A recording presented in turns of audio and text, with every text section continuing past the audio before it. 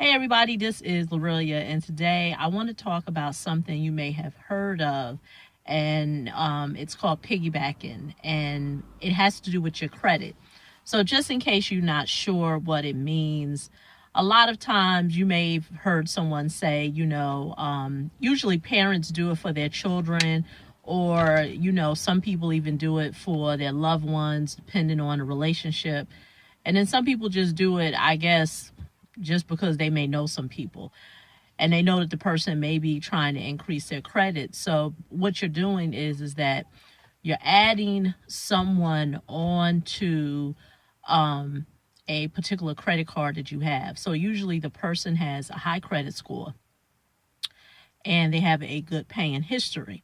And so the person who has the bad credit or trying to rebuild their credit is pretty much piggybacking off of the person with good credit. So now you see why you need to have a very close relationship with the person. Now, you may have even heard that parents do it for their children.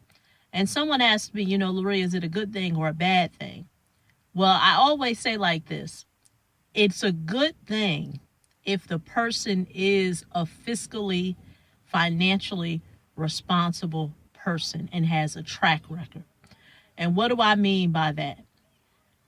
What I mean by that is there have been times where people have added people onto their credit, and then things happen, and the person gets into a tight spot. They're unable to pay their bills.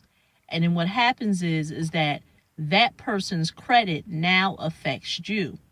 So I always try to say, and I try to tell people, how do you know if the person is a fiscally responsible person enough for you to say, I want to piggyback off your credit?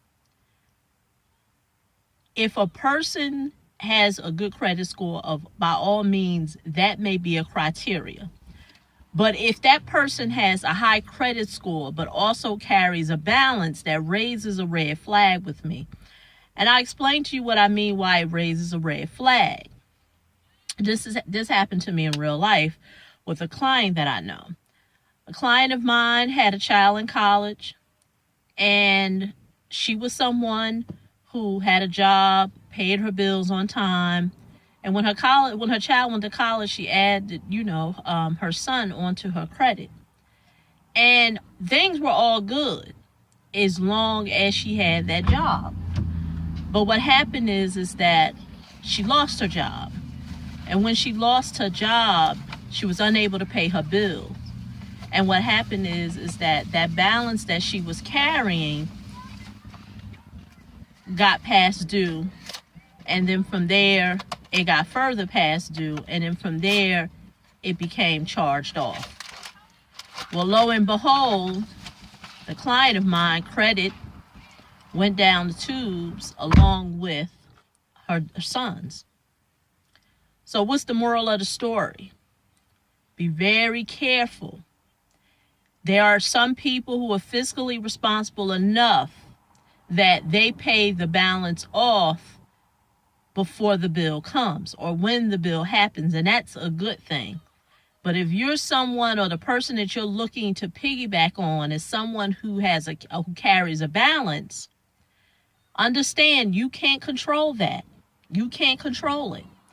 You can't control. I know you may be saying, well, really, they've been paying their bills on time, all this, for so many years. Why would they stop? Well, it's not that they will stop. It goes back to what I said with the client of mine. She really did want to pay her bills, but unfortunately, she didn't have an emergency fund.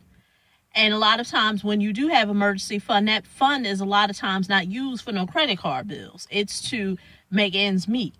To pay for the roof over their head, to pay for, gas, for the car, food on the table, or what have you. Credit cards are the last thing that a person is going to worry about. So that's why I said, person carrying a balance, that raises a red flag. So my whole point is that piggybacking is not bad. It's not a bad thing, but you have to be very careful with who you piggyback on. Because like I said, when things go bad on their credit, it's going to go bad on your credit. But of course, when things are good and the gravy is flowing, the scores are going up or the scores are steady, that also helps you as well. So like I said, there is no shortcuts in life when it comes to getting financially sound. Shortcuts, what I mean is that you can't get two wrongs and make a right. Or is there an easier way? Of course.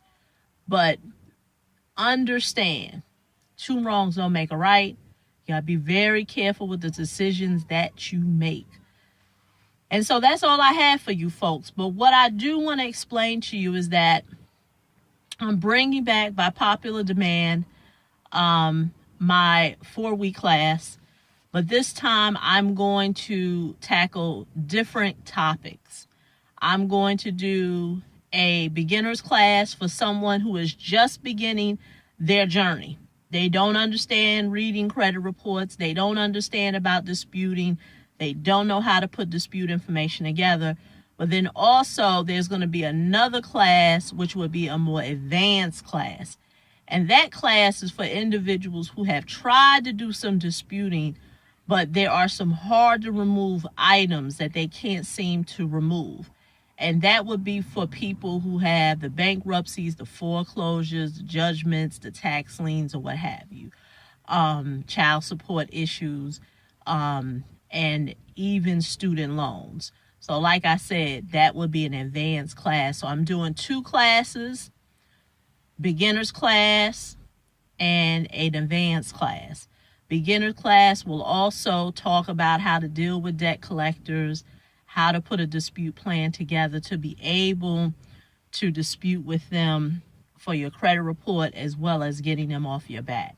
So you get in where you fit in.